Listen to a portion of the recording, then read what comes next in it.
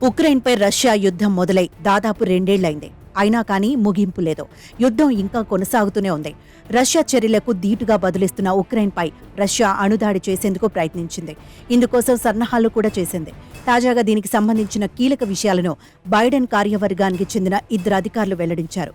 Moscow tactical అణుబాంబును ఉక్రెయిన్పై ప్రయోగించే అవకాశాలున్నాయని Washington బలంగా విశ్వసించింది. ఈ విషయాన్ని జిమ్ స్కాటో అనే జర్నలిస్టు కూడా ప్రస్తావించారు. ముఖ్యంగా కొన్ని అంచనాలు, సమాచారం విశ్లేషించిన తర్వాత వాషింగ్టన్ ఈ నిర్ణయానికి వచ్చిందని పేర్కొన్నారు.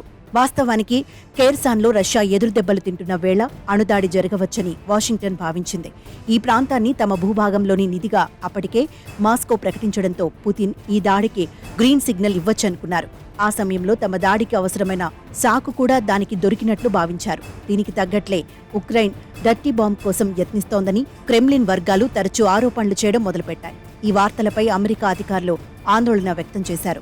మరోవైపు అమెరికా సహచర దేశాలతో కలిసి ఈ దాడిని నివారించేందుకు ప్లాన్ను సిద్ధం చేసింది. దాడి చేస్తే ఎదుర్కోవాల్సిన పరిణామాలను రష్యాకు తెలియజేసింది.